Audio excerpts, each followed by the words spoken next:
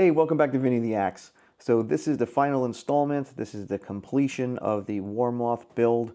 Last we left off, I was fighting with the tremolo springs in the back of the guitar. So a couple things have transpired since. So let me just recap here for a second. I was having a problem with the springs staying on the claw. They kept popping out. One of my subscribers suggested to buy a better claw that has more retention of the hoop end of the spring. So I did take their advice on that. I bought a brass claw, which is super nice, and it's got like a better hook system on the back. Yet these were still popping out. So someone suggested to me that all the springs are like this. Now, I've been messing with guitars for over 30 years, and I don't recall ever seeing springs like this. So I went into the shop, pulled a bag of springs out from all different manufacturers. All of them, every one of them, the 90-degree angle is perpendicular with the hoop. This is on a drastic 45-degree angle. These are the springs that came with the Vegatrem. Now, I don't know if these are just a factory defect or whatever, but even these popped out of the claw, the brass claw. So I just decided in the end, I've had enough with these things, and I'm not using them. And what I did was I put a bunch of Fender light tension springs in. I'd say the lighter tension springs, and they work great. No problems. They went in the Vegatrem. The Vegatrem's working great. No issues at all. So with that, I was looking at the guitar, and being that it had a brand new body, the neck I had originally relicked. It had vintage tuners on it. It had a vintage string tree, and it had my last name in a vintage logo, Fender style logo, and it just was not jiving with this body. The body that it was on was a relic body, and that was sold to a subscriber. So I was staring at it going, it just doesn't look right. So that began a complete overhaul of the neck.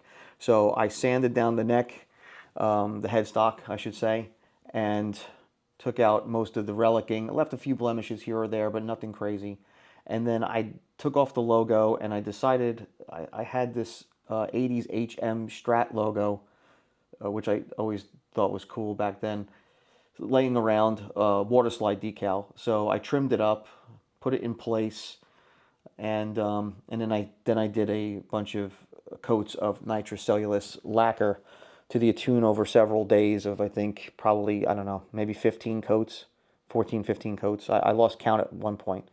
And then what I did was I did a sand of 600 grit, 1,000, 1,500, 2,000, and then I used a medium buffing compound and then a fine one, and then I just waxed it, and then I got it to come up pretty glossy.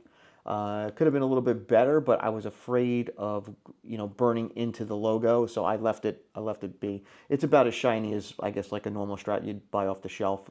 Nothing super glossy. And then, obviously I left the line kind of like Music Man does, and then this is all nitro as well, but this is more satinized so your hands don't stick to it. And then also I changed the tuners out to locking tuners, and then I used a Tusk string tree on there as well.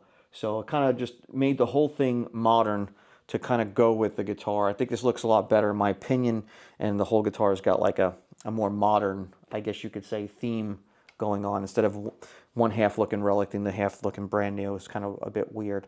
I did learn some stuff about the EMGs, which I'm going to do a completely separate video on, but these are the David Gilmour EMGs like I talked about in the previous episodes.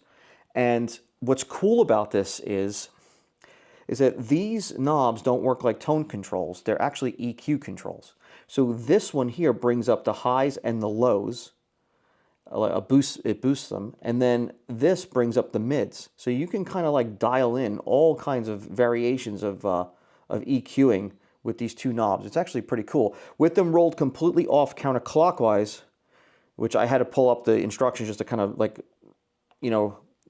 understand what I was hearing. Rolled completely off counterclockwise, it goes into bypass, and then you just have 3 regular EMG essays. So as soon as you start to roll these in, that's when the EQing changes, and you can have all kinds of sounds. It's actually really cool. I think I'm going to dedicate, like I said, a whole video just to these pickups and those controls and then do a bunch of demos with clean and overdriven sounds. And initially I thought that this would be bypassed all the way up clockwise, but that's actually not the case. And it was starting to, like, if you have these all the way up, it'll actually almost give it like a clean boost in the signal. So I was like, something's not right here. And then I actually read the directions like you should. And then I learned that it's in bypass completely counterclockwise. So that made more sense.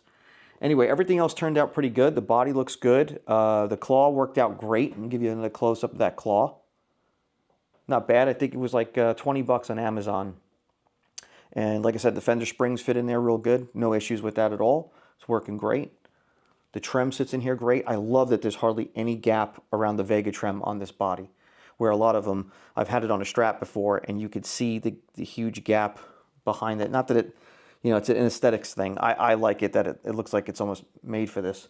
And it's got the contour heel, like I showed in the past, which is nice. It gives you easy access. Oh, some people had noticed this. This is their modern, Warmoth's modern truss rod adjustment.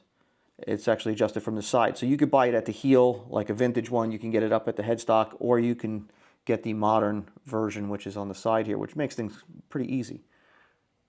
And I think that's pretty much it. Locking tuners, and action's really nice and low. It's playing pretty good. It's very, very stable, which is nice. I also put Dunlop dual strap locks on here. So you can use them like regular strap buttons, or you can use it with the locking strap ends. So thought that was a good addition. And like I said, everything's working well. So I hope you like this 3-part episode series on this build. If you have any questions, leave them down in the comments below. If you would, please hit the thumbs up button. Hit the subscribe button if you're not subscribed already, the bell icon, because it will notify you of any other episodes coming out, and it doesn't cost anything, and it does help out the channel, and I greatly appreciate it.